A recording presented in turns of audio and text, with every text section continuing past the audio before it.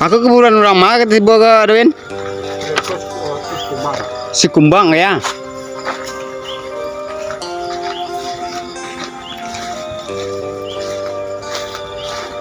Di situ adanya TKP kan nak?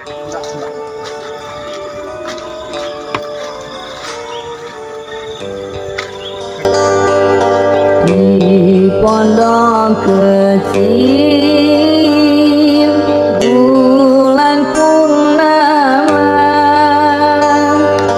terdengar suara rintik merintik Banyak kuburan lagi. lambai melambai. Dia menuju ke kamar kau Adwin? Ke jurang ya?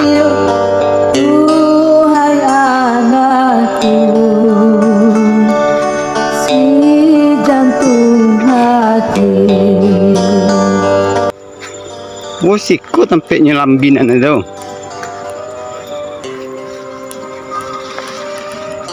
Musikku Adwin.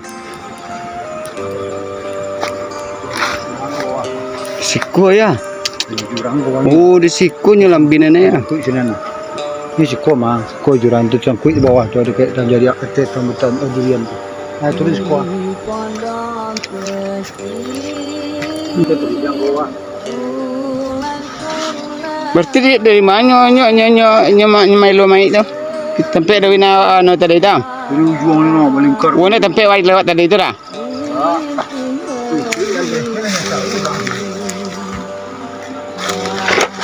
Rawal dia mah.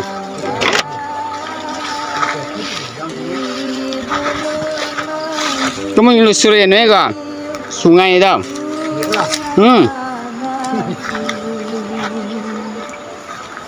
Yang dekat kiri mah.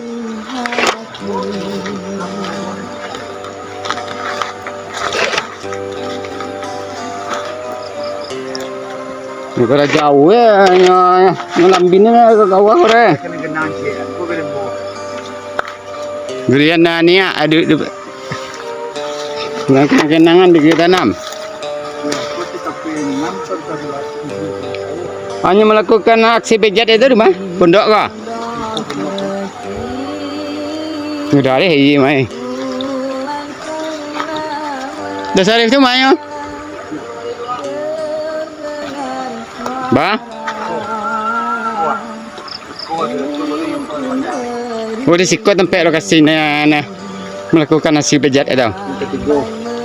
Kan ketiga sekarang. Yang ketiga ya, pertama dah lepek deh. Mau dia betul sekap, yang kedua di sampai kubah suku Subang tu itu beriko. Berarti baru masuk ke benda tu. Nak kata lah. Aku bandar ni suruh untuk mangi mana ni tau. Di jani ya dari hol ya. Pondok itu ya.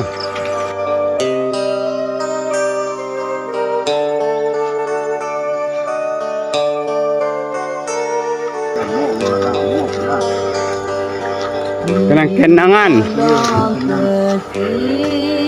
Ini pagar mah.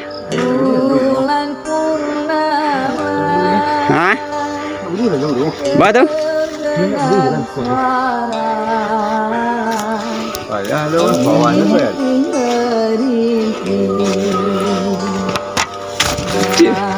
Cijarat.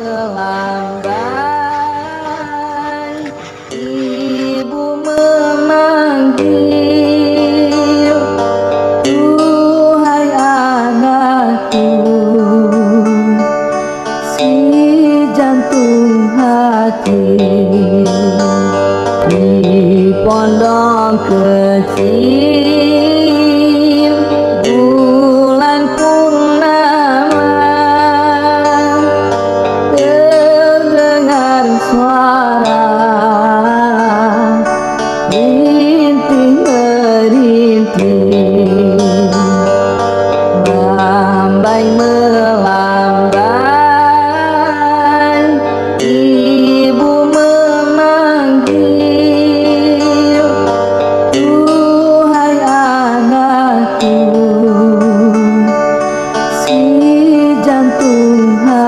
hati